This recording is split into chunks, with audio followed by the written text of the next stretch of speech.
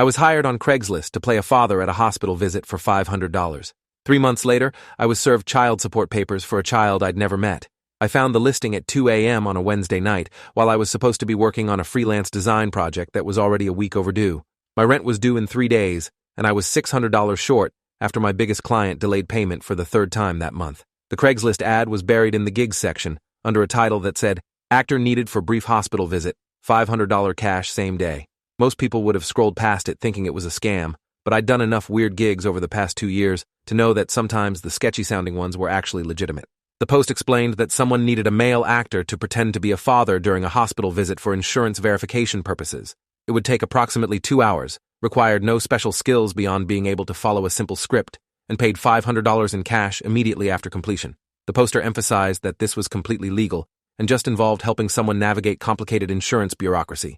I texted the number listed and got a response within 5 minutes asking if I could meet the next morning at a coffee shop downtown to discuss details. The woman who showed up was probably in her late 20s, with dark hair pulled into a messy ponytail and this exhausted look that made me think she hadn't slept properly in weeks. Her name was Melissa, and she had a 6-month-old daughter named Emma who needed a minor surgical procedure. The problem was, her insurance required both parents to be present for the pre-surgical consultation, or they'd classify it as elective and deny coverage. The baby's biological father had disappeared the moment Melissa told him she was pregnant, and she'd never gotten his real name or contact information. Melissa explained that she'd tried everything to get the insurance company to waive the requirement, including providing documentation that she was a single mother, but they kept insisting on their policy. The surgery was scheduled for the following week, and without insurance coverage, the procedure would cost $35,000 that she absolutely didn't have. She'd already maxed out her credit cards, just covering the diagnostic tests. Her voice cracked when she explained that the surgery wasn't optional, that Emma had a congenital heart defect that needed to be corrected before she turned 1 year old, or there would be permanent complications. She pulled out $500 bills from her wallet and slid them across the table, her hands shaking slightly. All I needed to do was show up at the hospital consultation, pretend to be Emma's father for the insurance verification, sign a few forms as her partner, and then leave. She'd created a complete backstory about us being together for 2 years, but never having gotten married. She had a fake relationship timeline memorized and made me practice answering basic questions about how we met and where we lived. She showed me photos of Emma and made me memorize her birthday and medical history in case anyone asked detailed questions. The whole thing felt wrong on multiple levels, but I couldn't stop thinking about a 6-month-old baby who needed heart surgery and an insurance company using bureaucratic loopholes to deny coverage. Melissa looked completely desperate, and I needed the money badly enough that I convinced myself it was just helping someone game a broken system. I took the cash and agreed to meet her at Regional Medical Center the following afternoon at 2 o'clock for the consultation appointment. She texted me Emma's full name, birth date, and medical record number along with more details about our fake relationship. The next day I showed up wearing khakis and a button-down shirt, trying to look like a responsible father rather than a broke freelancer who'd worn the same jeans for 5 days straight. Melissa was waiting in the lobby holding Emma, who was wearing a tiny pink outfit and making those baby sounds that somehow make everyone around them smile automatically. For a moment, I felt genuinely uncomfortable about the deception, but Melissa looked so exhausted and worried that I pushed the guilt aside and focused on the role I needed to play. We checked in at the surgical consultation desk, and a nurse led us to a small examination room where a doctor would review Emma's case and ensure both parents understood the procedure and risks. The nurse asked for our IDs and insurance cards, then had us both fill out paperwork confirming we were Emma's legal parents and consented to the surgery. I signed my real name, Marcus Williams, on multiple forms without thinking much about it, because Melissa had assured me this was just about satisfying insurance requirements, not creating any legal obligations. The doctor arrived 20 minutes later and spent almost an hour explaining the surgery in detail. He showed us diagrams of Emma's heart defect and walked through exactly what they'd be doing to correct it. He emphasized that the procedure had a high success rate but carried the standard surgical risks, and both parents needed to understand and consent to proceed. I nodded along and asked a few basic questions that seemed appropriate for a concerned father to ask. Melissa held Emma the whole time, occasionally wiping tears from her eyes as the doctor described what her daughter would go through. After the consultation ended, an insurance coordinator came in to verify coverage. She reviewed the forms we'd signed and confirmed that both parents were present and consenting. She explained that the surgery was approved and scheduled for the following Monday, with a total out-of-pocket cost to Melissa of $3,500 for the deductible, which was infinitely better than the $35,000 full price. Melissa looked so relieved she started crying, and the coordinator handed her tissues while explaining the pre-surgery instructions. I felt genuinely good about helping, even though I knew the whole situation was technically fraud.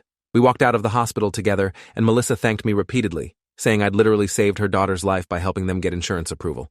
She said she'd never forget what I did and wished there was some way to repay me beyond the $500. I told her just knowing Emma would get the surgery she needed was enough, and we went our separate ways in the parking lot.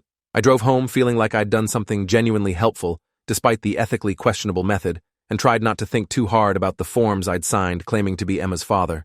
3 months passed, and I'd mostly forgotten about the hospital visit beyond occasionally wondering if Emma's surgery had gone well. I'd picked up a few more freelance projects and was finally getting caught up on rent, though I was still taking random Craigslist gigs whenever money got tight. Then one afternoon, I came home to find an official-looking envelope taped to my apartment door. Inside was a court summons stating that I was being sued by Melissa Turner for failure to pay child support for my daughter, Emma Williams Turner. I read the document 3 times trying to make sense of it. According to the paperwork, Melissa had filed with the state's Child Support Enforcement Agency claiming I was Emma's father and had never contributed financially to her care. The court date was set for 3 weeks away, and the document warned that failure to appear would result in a default judgment against me. There was a calculation showing I allegedly owed $4,500 in back support, plus ongoing monthly payments of $650 based on my reported income. My hands were shaking as I pulled out my phone and tried calling the number I'd used to contact Melissa, but it went straight to a disconnected message. I spent the next several hours in full panic mode, Googling everything I could find about child support laws and paternity fraud.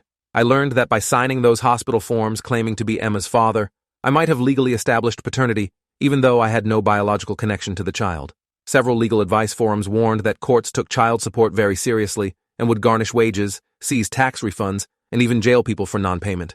I'd helped commit insurance fraud thinking it was a one-time thing, but apparently I'd also signed myself up for 18 years of financial obligation. The next morning I called every family law attorney in the phone book until I found one who offered a free consultation. Her name was Patricia Knowles, and she listened to my story with increasing concern. She explained that I'd created a legal presumption of paternity by signing those hospital documents, and that in many states, signing birth-related paperwork as a father established legal parental obligations, regardless of biological connection. She said my best defense would be proving I'd been deceived and requesting a DNA test to demonstrate I wasn't the biological father. But that process could take months and would cost thousands in legal fees I didn't have. Patricia warned me that even with a DNA test proving I wasn't the biological father, some courts had ruled that men who voluntarily assumed a parental role had ongoing financial obligations based on the principle that the child's welfare came first. She said there were cases of men who'd raised stepchildren or been tricked into signing birth certificates, and then found themselves legally obligated to pay child support, even after discovering the deception. She recommended I attend the court date with legal representation and be prepared to file a motion to disestablish paternity, which would cost at least $3,000 in attorney fees just to initiate. I didn't have $3,000 for a lawyer, so I spent the next 2 weeks obsessively researching how to defend myself in court without representation. I found templates for legal motions and tried to understand the complicated language around paternity presumptions and fraud.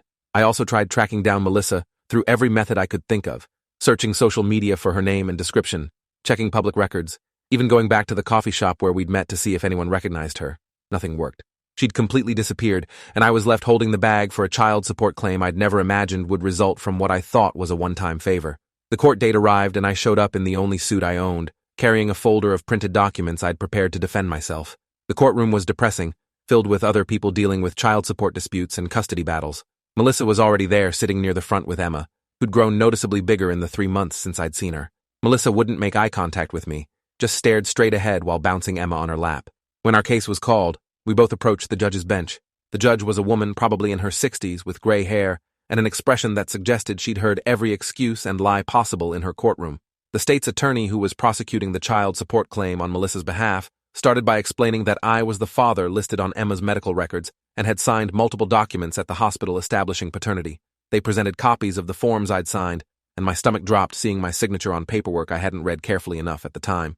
I explained to the judge that I'd been hired to pretend to be Emma's father for a single hospital visit to help with insurance verification. I admitted it was stupid and possibly illegal, but insisted I had no biological connection to the child and had been deceived about the consequences of signing those forms. The judge asked if I'd received any payment for this deception, and I reluctantly admitted to the $500, which apparently made things worse because it suggested I'd knowingly participated in fraud rather than being an innocent victim. Melissa's attorney stood up and painted a completely different picture. They claimed I'd been in a relationship with Melissa, knew I was Emma's father, and had promised to help support the child before abandoning them both shortly after Emma's birth. They presented text messages between us, discussing the hospital visit, conveniently edited to remove context about it being a paid acting gig. They had the signed hospital forms, showing I'd claimed to be Emma's father and had consented to her medical care. They even had social media photos of me holding Emma in the hospital, which Melissa must have taken without me noticing, that made it look like a proud father with his newborn daughter. The judge looked at me with obvious skepticism and asked why, if this was truly fraud, I'd waited 3 months to come forward. I explained I hadn't known there would be any legal consequences until I received the child support summons. She asked why I'd agreed to sign forms claiming to be someone's father if I knew it wasn't true, and I didn't have a good answer beyond needing money and wanting to help. She asked if I'd requested a DNA test to prove I wasn't the biological father, and I admitted I hadn't because I couldn't afford one without a court order. The judge ordered a DNA test to establish biological paternity, which seemed like a victory, until she explained that even if the test proved I wasn't Emma's biological father, I might still be legally responsible for support because I'd voluntarily assumed a parental role by signing those documents. She said the court's primary concern was the child's welfare, not sorting out adult deception and bad decisions. She scheduled a follow-up hearing for 6 weeks out, after DNA results would be available, and ordered me to pay temporary child support of $400 per month, starting immediately until paternity was conclusively established. I left the courtroom feeling completely trapped. I'd tried to help someone navigate broken insurance bureaucracy and ended up legally obligated to support a child I'd met once for 2 hours. I immediately went to legal aid services to see if I qualified for free representation, but my income was just barely above their threshold. I started asking everyone I knew if they could recommend an affordable attorney who might take my case, and eventually got connected with a lawyer named Jerome Foster, who agreed to represent me for $2,500 with a payment plan. Jerome reviewed everything and confirmed that my situation was legally complicated. He explained that courts were extremely reluctant to remove child support obligations once they'd been established because it meant leaving a child without financial support. He said our best argument was that I'd been defrauded and had never intended to establish a parental relationship, but that even proving fraud didn't guarantee the court would release me from the support obligation.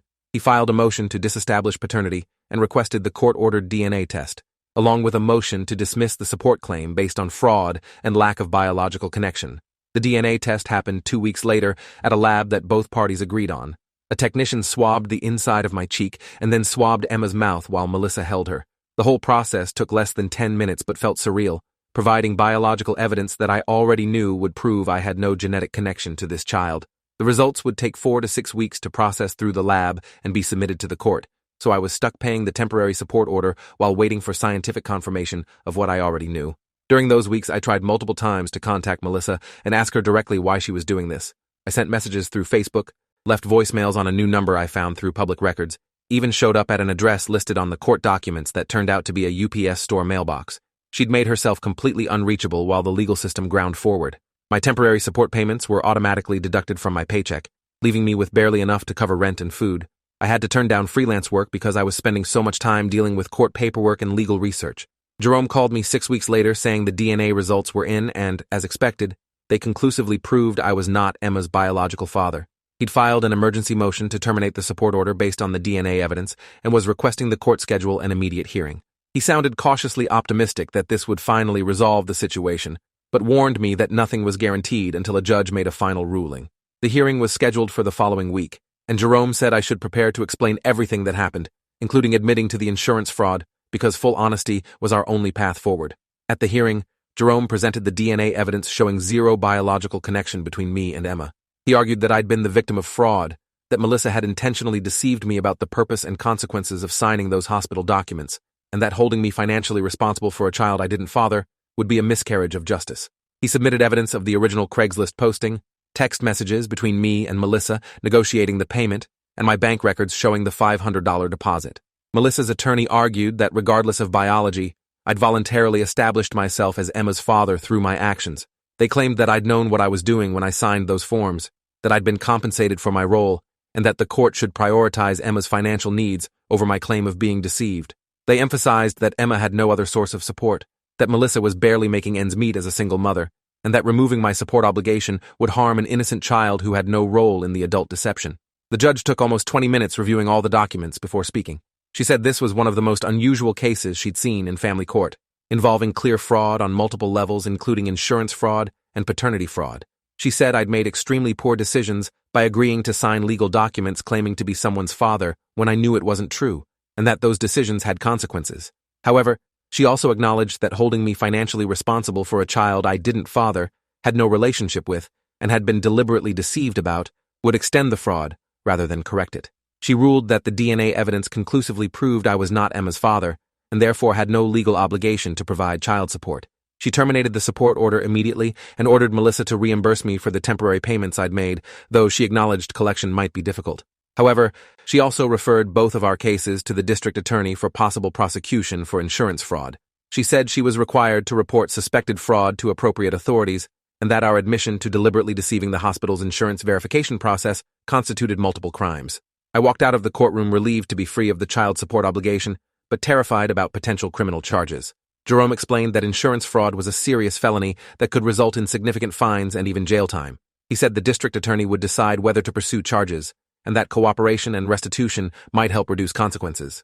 He recommended I contact the insurance company immediately, explain what happened, and offer to cooperate fully with any investigation. I called the insurance company's fraud hotline that afternoon and filed a voluntary report. I explained everything, admitted my role in the deception, and provided documentation of the Craigslist ad and payment. The investigator said they'd already been contacted by the court and were reviewing Emma's case. She said the hospital had billed the insurance company $28,000 for Emma's surgery and related care, and if they determined the claim was fraudulent based on falsified parental information, they'd seek full reimbursement from everyone involved. 2 weeks later, I received a letter from the district attorney's office stating they were investigating potential insurance fraud charges against me and Melissa. They requested I come in for an interview with an investigator and strongly recommended I bring an attorney. Jerome agreed to accompany me and advised me to be completely honest about everything, as cooperation might result in a plea deal rather than trial.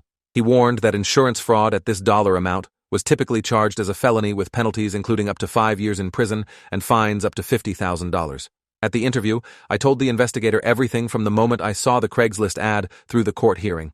I admitted I'd known what I was doing was probably wrong, but had convinced myself it was helping a child get necessary medical care. The investigator asked why I hadn't verified Melissa's story or researched the legal implications before signing those documents. I didn't have a good answer beyond being financially desperate and not thinking through the consequences.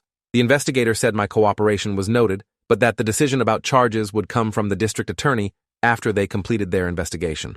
3 months after that interview, I received a plea offer from the district attorney. They were offering to charge me with a misdemeanor for making false statements on medical documents rather than felony insurance fraud if I agreed to testify against Melissa in her criminal case. The plea would result in 2 years probation, 200 hours of community service, and restitution to the insurance company of $5,000, which was my proportional share of the fraudulent claim. If I refused the plea and went to trial on felony charges, I faced up to 5 years in prison if convicted. I took the plea deal because I couldn't risk years in prison over a mistake I'd made trying to earn $500.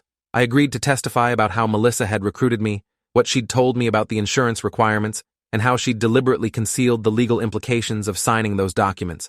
My testimony would apparently be crucial to proving she'd orchestrated the fraud rather than simply made a mistake about insurance requirements. The plea hearing took less than 30 minutes, and I walked out with a criminal record, but avoiding jail time. Melissa's trial happened 8 months after the original hospital visit that started everything. I testified for almost 2 hours about the Craigslist ad, our meetings, what she'd told me about the insurance situation, and how I'd signed documents believing it was just about satisfying bureaucratic requirements. Her defense attorney tried to paint me as an equally guilty co-conspirator, but text messages between us clearly showed her orchestrating everything and me following her instructions. The prosecutor presented evidence that Melissa had done this before with 2 other men over the past 3 years, creating false paternity claims to establish child support obligations and then using similar insurance fraud schemes to cover medical costs. Both men had eventually been released from support obligations after DNA tests, but not before paying thousands in temporary support. The jury convicted her of multiple counts of insurance fraud, filing false documents, and attempted fraud. She was sentenced to 3 years in prison with credit for time served, ordered to pay full restitution to the insurance company, and lost custody of Emma to her parents.